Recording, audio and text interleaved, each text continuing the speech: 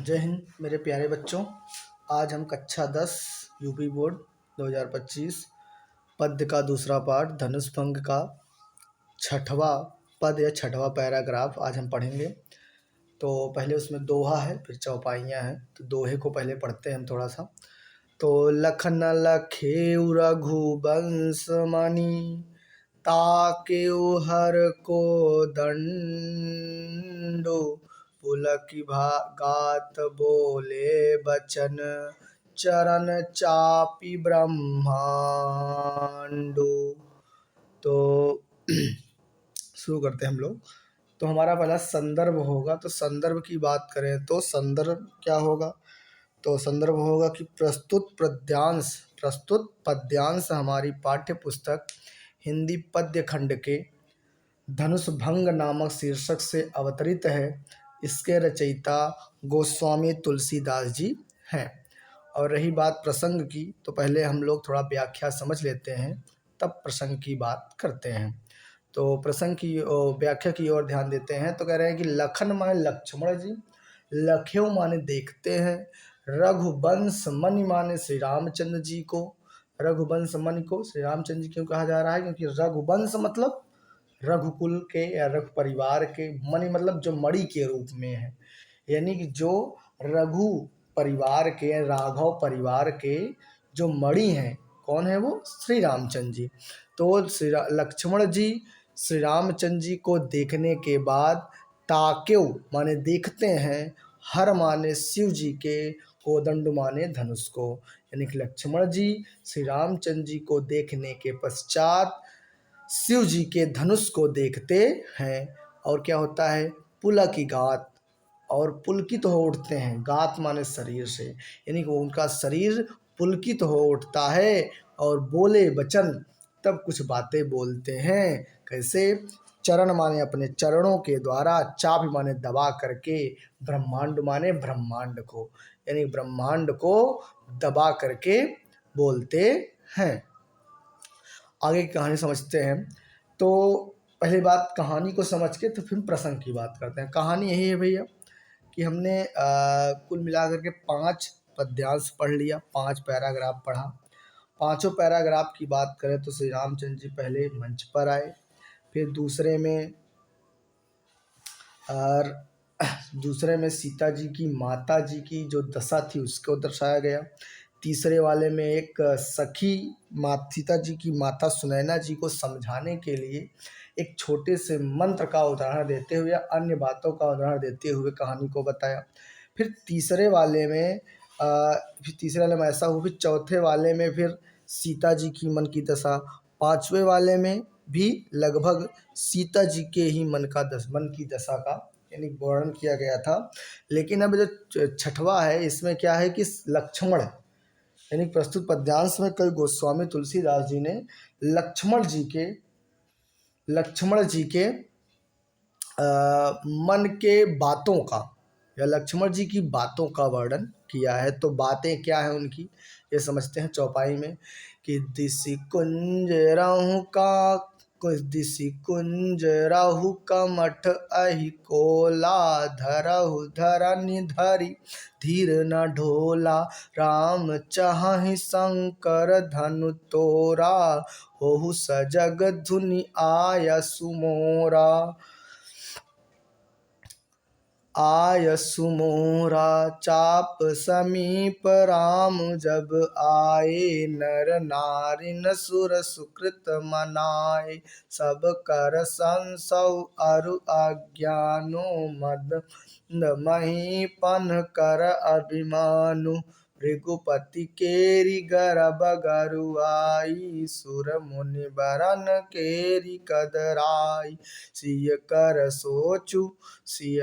सोचु जनक पछितावा, रानिन कर दारुन दुख दावा, शंभु चाप बड़ बोहितु पाई, चढ़े जाय सब संगु बनाई, राम बाहुबल सिंधु अपारा, चाहत पारु नहीं को कड़हारू।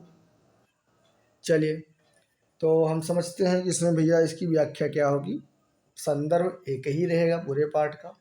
प्रसंग इस पद का हमने बता चुका कि प्रस्तुत पद्यांश में गोस्वामी तुलसीदास जी ने लक्ष्मण जी के मन की बातों का वर्णन किया है। तो उनकी मन की बातें क्या हैं कि अब जब रामचंद्र जी धनुष को तोड़ने के लिए एकदम तैयार हैं, तो लक्ष्मण जी क्या कह रहे हैं कि दिशि कुंजरम, दिशि माने दिशाओं रूपी, कुंजरम माने होता है हाथी, कुंजर माने हाथी, यानी कि हे दसों दिशाओं रूपी हाथी। इन दसों दिशाएं कौन है? अब दिशाएं तो चार ही होती हैं, लेकिन दसों दिशाएं कौन को समझते हैं। तो हम जानते ही हैं कि पूरब, पश्चिम, उत्तर और दक्षिण, ये तो चार हैं ही, लेकिन दोनों दिशाओं के बीच में जो कोने होते हैं वो भी तो देखा जाए तो वो भी चार कोने, तो चार चार आठ कोने हो गए, यानी कि आठ दिशाएं हो गई, और एक ऊपर एक नीचे, कुल मिलाकर कितनी दिशाएं हुई भैया? 10 दिशाएं। तो दसों दिशाओं रूपी हाथियों, कमठ माने कछुए। अरे कछुआ कौन से कह रहे हैं? कि जो कहते हैं कि जो पृथ्वी को कछुए की पीठ पर, जो पृथ्वी हमारी है ये कछुए की पीठ पर टिकी हुई है। तो यहाँ वही कह रहे हैं कमठ माने हे कछुए, अहि माने शेषनाग, कोला माने वराह, कोला माने सुअर भी होता है, यानी कि उसको वराह का अवतार, जो वराह, वराह का मतलब ऐसा जानवर जो ईश्वर ने एक अवतार भी लिया था विष्णु भगवान ने, जिसको वराह अवतार कहा जाता है। वराह अवतार, वराह ऐसा जानवर था जो मतलब कि दलदल में चल सकता था।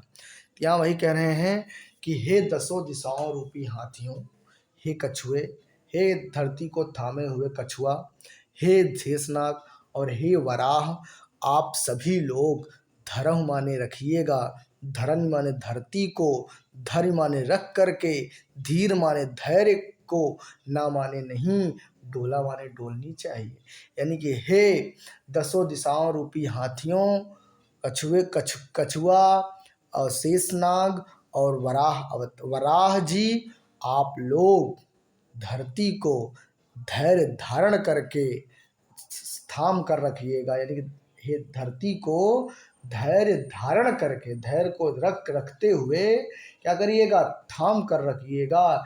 डोलनी नहीं चाहिए, हिलनी नहीं चाहिए।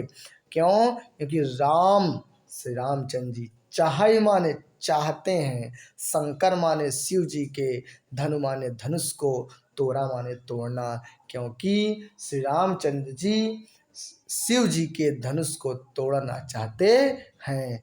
हो जाइए सजग, सावधान, सुन करके आयसु आज्ञा मोरा मेरी।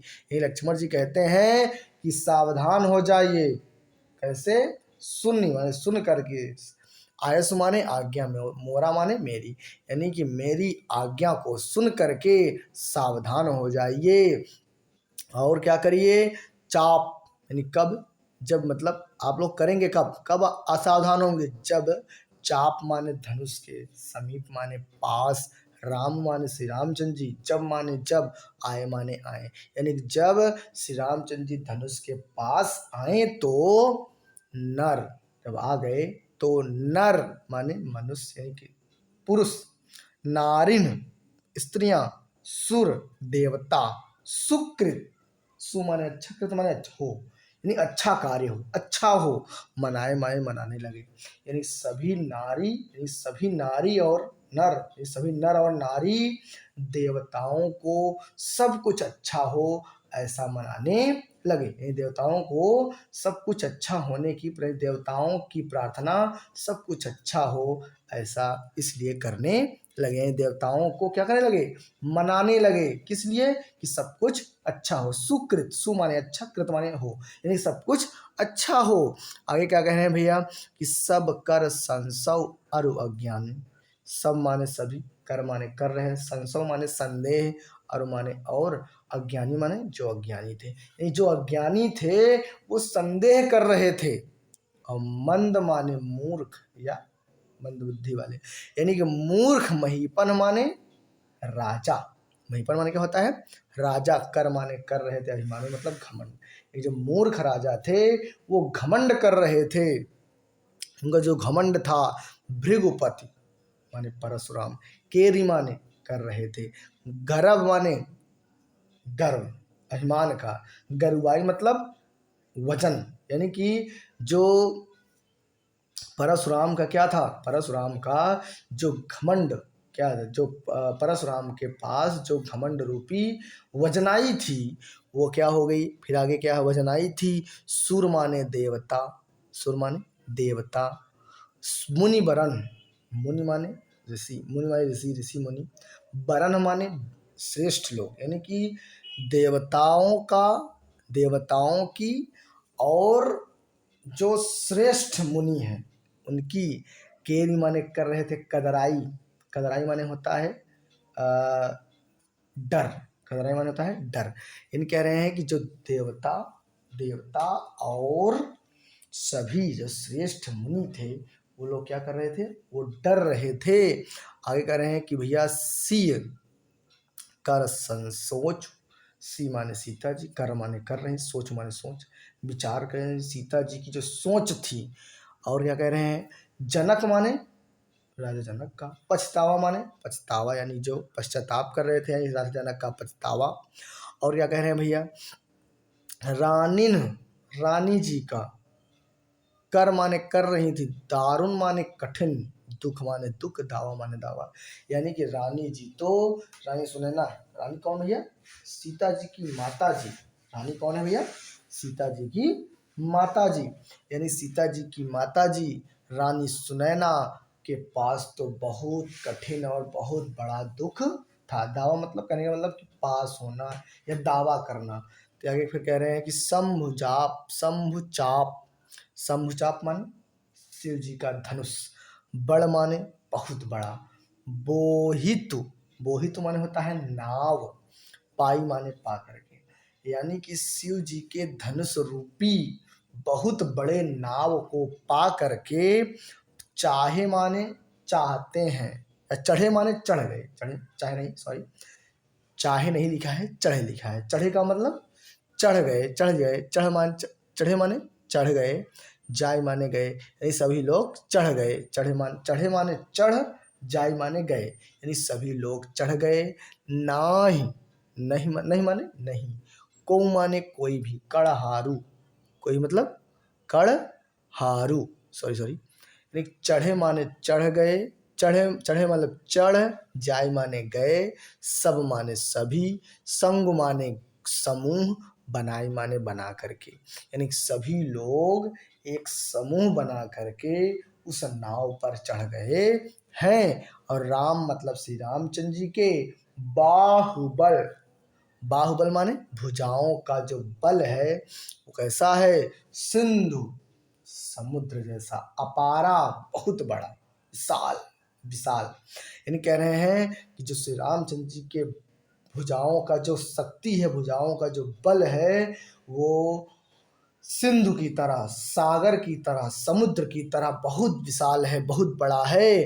और चाहत पार नहीं, चाहत माने चाहते हैं, पार माने पार होना, सभी लोग पार होना चाहते हैं लेकिन नहीं माने नहीं, को माने कोई भी, कड़हारू माने पार कराने वाला, उसे क्या बोलते हैं, नाविक, यानी कोई भी नाविक नहीं है, यानी श्री रामचंद्र जी के सभी लोग चाहते हैं कि हम लोग पार हो जाए, हम लोग ये जो कौन सा कहाँ पार होना चाहते हैं, ये पार कहाँ से होना चाहते हैं, ये रात है कि अगर धनुष टूट जाएगी तो हम लोग इस समुद्र रूपी जो रात है बीत नहीं रही है, तो हम लोग इस रात में क्या हो जाएंगे, हम लोग कम से कम, इस जो रात है कैसी है, समुद्र की तरह है, तो हम लोग डूबे जा रहे हैं, क्योंकि सब डूबे जा रहे हैं। सबको दिक्कत है कि भाई अगर सीता जी का दिक्कत ये है कि भाई चाहे कोई भी हो लड़की, अगर ऐसी शर्त रखी गई भाई कि वो धनुष को तोड़ेगा, कोई तोड़ा नहीं